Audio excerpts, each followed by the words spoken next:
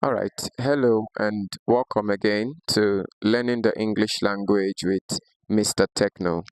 All right, on today's episode of the English Language Lexis of Vocabulary, we're going to consider 10 exciting English words. Okay, do come with me. Number one, we have the word abound, and the word abound means that something is in abundance. Okay, to abound means to be in abundance or in excess supply. All right, so I could make a statement or a sentence like fishes abound in the ocean. All right, fishes abound. Okay, meaning fishes are found there, and not just found in the ocean, they are found in high quantity or in high proportions. All right, now let's look at synonyms for the word abound together, shall we? The first synonym we have here for abound is the word plentiful. Plentiful. Okay, we also have the word plenteous. We have the word plethora, we have the word glut, and then we have the word excessive. All right. Also, the word here we call surfeit also means to be in excess supply. Yes, surfeit means an overdose. All right. Excess supply, overabundant. Okay. Number two, we have a word called feasible. Okay, to be feasible means that something can be, realized, something can be accomplished or achieved. Okay, so synonyms for the word feasible will include reasonable, realistic, pragmatic, achievable, realizable, and practicable. Okay, or like some people call it practicable. All right, those are synonyms for the word feasible. Okay, so um, it is not feasible. I'm making a sentence. It is not feasible, okay, having a rainfall at this time of the year. Or it is not feasible obtaining a mango fruit at this time of the year. All right, so it means it is not realizable, it's not possible. Okay, number three, we have the word insipid. Now we use insipid to describe things, okay, attitudes, characters that are lacking flavor. All right, that is, they are unappealing, they are unattractive. Okay, they are almost ordinary and they do not in any way appeal to your emotions.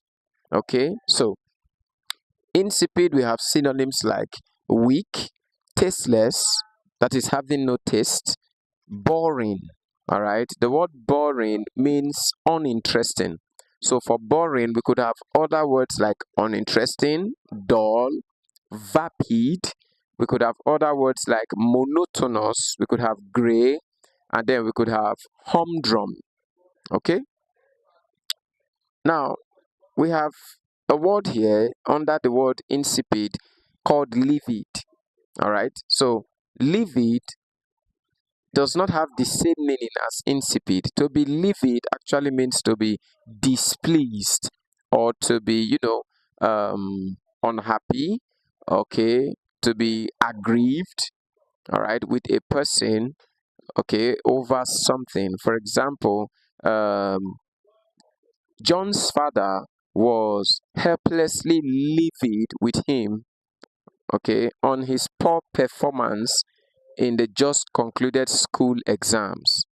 Okay, so leave it there means the father was displeased, unhappy with John, as it were. Okay, number four, we have a word called misanthropic, which is an adjective used to describe a person who hates or dislikes people. All right, now such person as a noun is said to be a misanthrope. Okay, now other words for a misanthropic person is unsociable. All right, so such a person is not outgoing. Yes, they are not friendly, they are not jovial, They are not gregarious. Okay, they are not extroverted. Yes, so they are unsociable, they are introverted, they are not outgoing. Okay, and which other word do we use to describe such people? Okay, they are not congenial. Yes. All right. Number 5, we have a word called placate. Now, this is a verb. The word placate is to make someone less angry or violent. Okay, so when I make a person less angry, all right, or less violent, I am said to have placated them. Okay, so other words for placate will include words like mollify, appease, soothe, conciliate, propitiate, calm, and even the word pacify.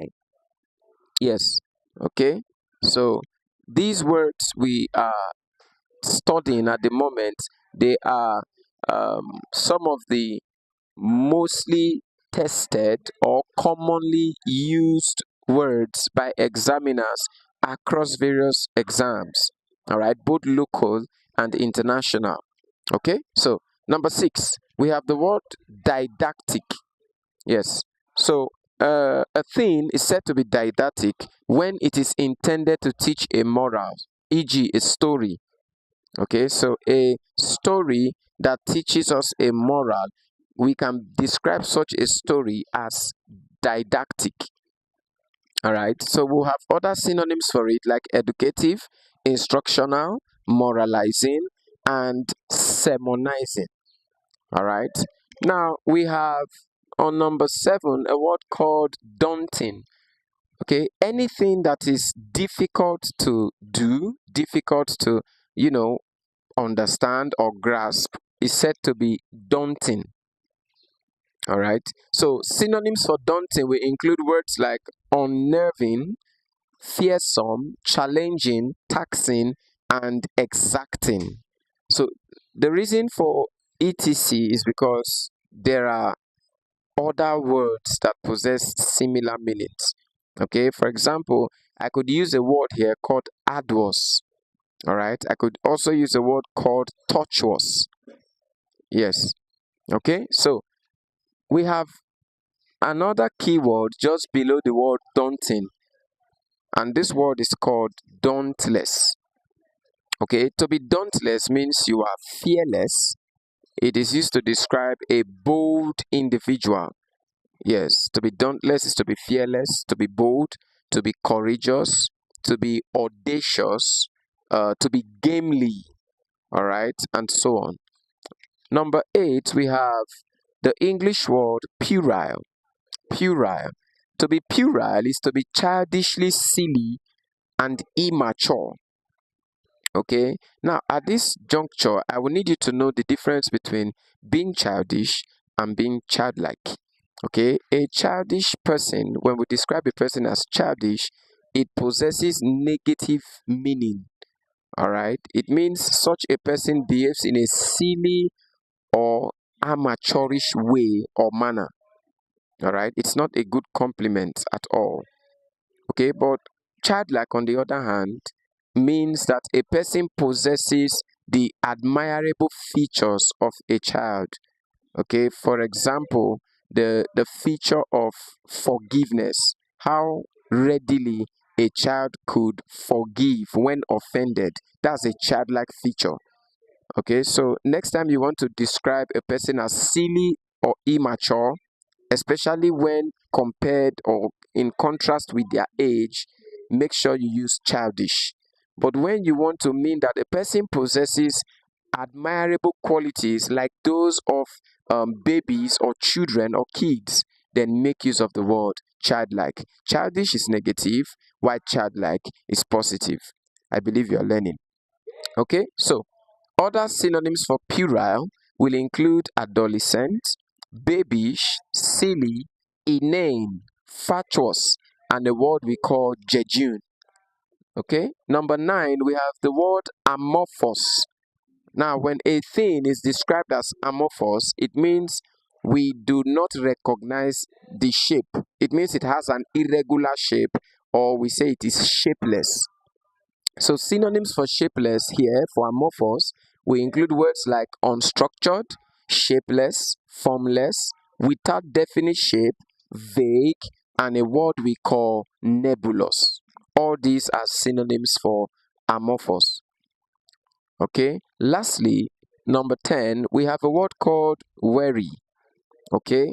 Now, to be wary, W-A-R-Y, means that a person is careful or a person pays attention to detail. They are vigilant, they are attentive, or we use the expression, the prepositional phrase, on the alert. All right, please take note of that. You are not at alert. All right, in English grammar, we say you are on the alert, not at alert. Please take note. Now, other synonyms for worry we include cautious, careful. We have a word called circumspect. We have vigilant, and we have a word called chary. Chary, to be chary of. Okay. Now, in comparison with the word wary, we have two other words that sound closely alike. We have weary, which we call weary, weary, weary. Okay, and then the word weary actually means that you appear to be burdened, you appear to be laden either with concerns or with the problems of life. Okay, it could be anything, but when a person is wearied, it means they are tired out, it means they are weak, it means they are overburdened or laden with a lot of concerns. Okay, that's weary. Now we have something else which is spelled as WORRY, which is pronounced as worry. Okay, do not worry. Now, that word is the root word or the base word from which we get the inflectional form worried, which means to be troubled, to be disturbed, to be concerned. Okay, so I believe you get the difference. So I could say, do not worry about me, I'll be fine. Do not worry. Okay, that's WORRY. All right. I could also say his never ending tirade wearied me out. All right, wearied me means I got exhausted, I got overwhelmed, I got tired out.